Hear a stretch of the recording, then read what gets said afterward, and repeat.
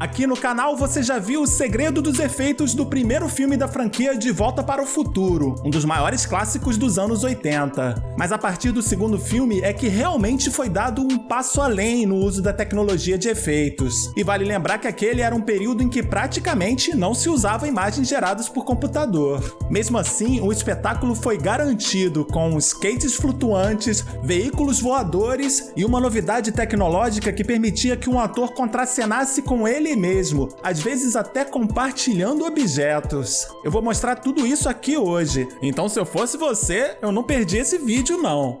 Tá bom, vou dar uma olhada então. Em De Volta para o Futuro 2, um dos momentos mais marcantes, com certeza, é o da perseguição com skates flutuantes, que só foi possível com a combinação de várias técnicas. Como você pode conferir nas imagens desses testes, suspender com cabos os atores ou dublês funcionava bem só até certo ponto. Em alguns movimentos, a falta de estabilidade, principalmente nos pés, ficava bem evidente. A solução foi apoiar o corpo de maneiras diferentes, dependendo do ângulo em que a cena era filmada. Por exemplo, se a câmera ficasse acima do joelho, os atores podiam ficar sobre rodas mesmo, sem problema nenhum. Já se estivessem filmando só a parte de baixo do corpo, era só colocar os atores presos por cima, ou então esconder algum tipo de apoio por baixo, que nem acontece na cena da água. Aqui eles usaram um espelho debaixo d'água pra gente não ver o suporte do skate, e o resultado final ficou fantástico, principalmente para um filme que já tem mais de 30 anos. Um fato lamentável da filmagem da perseguição foi um acidente com a dublê Cheryl Wheeler Dixon, que teve o corpo jogado contra uma pilastra e acabou se chocando fortemente no piso de concreto. Ela sobreviveu à queda, mas teve várias fraturas, e algumas imagens desse acidente acabaram sendo aproveitadas no filme. Dá até aflição de ver as imagens.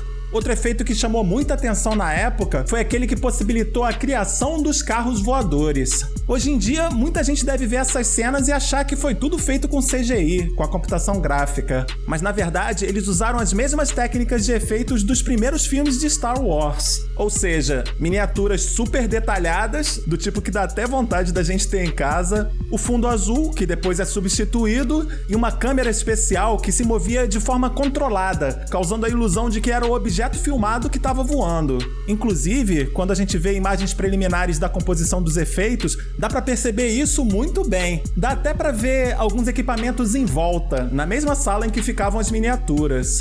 Todo esse efeito era finalizado com um processo óptico, que era bem mais complexo do que a tecnologia digital que existe hoje. Só que essa técnica não funcionava bem em todas as situações, então criaram também um modelo em tamanho real do DeLorean feito em fibra de vidro. Se você quiser reconhecer esse modelo, é só reparar nas cenas em que o carro aparece suspenso, mas tem algum tipo de interação com os atores. Essa cena do início do segundo filme é um bom exemplo disso.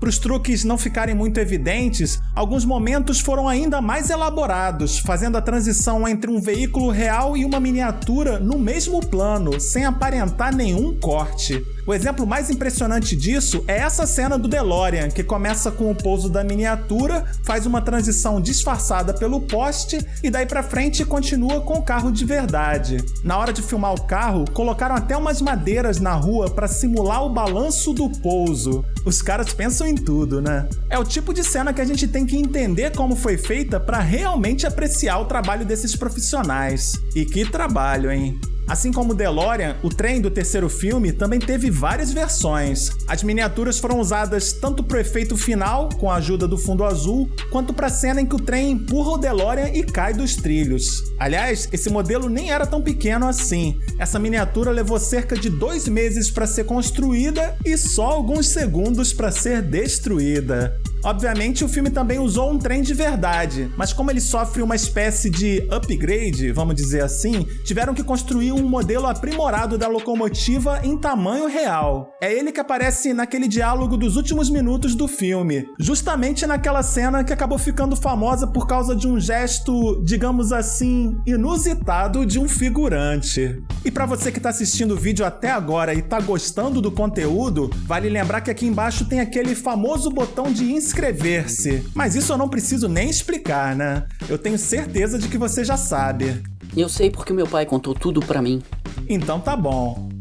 Com tantos saltos no tempo, o trabalho de maquiagem continuou sendo essencial nas continuações, principalmente no segundo filme. Mas dificilmente alguém imaginaria a controvérsia que ele ia causar. É que, conforme você já deve saber, nem todos os atores puderam voltar nas duas continuações. Por exemplo, a Claudia Wells teve que dar uma pausa na carreira para cuidar da saúde da mãe e foi substituída pela Elizabeth Shue. Já o Crispin Glover não entrou em acordo com os produtores e foi trocado pelo Jeffrey Wiseman, que nas continuações sempre aparece meio de longe ou então em ângulos bem estranhos. Isso, obviamente, foi feito para disfarçar a troca dos atores, porque ele era um ótimo imitador, mas não era tão parecido com o ator original. O Crispin Glover ficou muito irritado, porque em vez de só trocarem o ator, como fizeram com a Claudia Wells, chegaram a usar um molde do rosto dele para criar uma maquiagem que replicasse em outra pessoa exatamente a aparência que ele tinha no primeiro filme. Isso aí para ele foi a gota d'água, né? O ator acabou acionando a justiça e o caso aparentemente foi resolvido fora dos tribunais. E depois de toda essa confusão, o Sindicato dos Atores chegou a criar novas regras para tentar impedir esse tipo de prática. Agora imaginem o que a evolução do deepfake pode causar no futuro, hein? Mas enfim, voltando a falar dos efeitos, o maior avanço de Volta para o Futuro 2 e 3 foi a criação do VistaGlide, um novo sistema de câmera com controle de movimento. Foi ele que permitiu que o mesmo ator interpretasse vários personagens no mesmo plano, como na cena da pizza, onde o Michael J. Fox interpreta o pai, o filho e até a filha. Em vez de fazerem uma montagem com a câmera fixa, como sempre foi feito em outros filmes até ali, usaram o VistaGlide para mover a câmera automaticamente de uma maneira extremamente precisa. Era dessa forma que dava para filmar várias vezes o mesmo ator e depois fazer recortes na imagem, mantendo todos os elementos da cena perfeitamente alinhados. Mas o que mais impressionava eram cenas como essa, quando um ator entrega algum objeto para ele mesmo. Como é que conseguiram fazer isso? Bom, quem explicou o truque foi o próprio Bob Gale, como você pode conferir numa das faixas de comentários do Blu-ray. O co-roteirista e produtor contou que foi usada uma espécie de haste motorizada para apoiar e movimentar esses objetos, pelo menos até eles passarem de uma mão para outra. Foi isso que garantiu a velocidade e o posicionamento perfeitos, tanto da revista quanto do prato, ou da travessa, como você preferir. Na cena do almanaque, por exemplo, no lado direito da tela é a mão do ator que ajuda a esconder o equipamento. E a mão que aparece fazendo a mesma coisa do lado esquerdo, obviamente, é de um dublê. Na cena do jantar, no terceiro filme, usaram praticamente a mesma técnica, só que nesse caso ficava complicado esconder a parte de baixo do prato. Então aparentemente o mecanismo de apoio foi apagado na pós-produção. Mas se você der uma pausa na cena no momento certo, vai perceber que tem alguma coisa estranha ali. A impressão que fica é que uma parte do dispositivo de apoio ainda aparece na travessa em alguns frames. Mas aí a gente tem que lembrar do contexto da época, né? Esses filmes são da era do videocassete VHS, e na velocidade normal praticamente não dá para perceber nada. Quando uma obra conquista o coração das pessoas, como a trilogia de Volta para o Futuro, qualquer deslize desse tipo acaba sendo só um mero detalhe. O que a gente sempre vai lembrar desses filmes são as aventuras, as histórias inteligentes, os atores, que são todos muito bons, e aqueles personagens que marcaram a história do cinema e a nossa também. People just don't realize the glamour, the excitement of Hollywood. I hate Menard. Cut.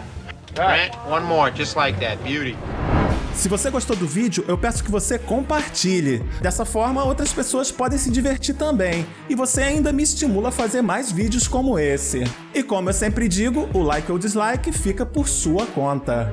Um grande abraço e até a próxima!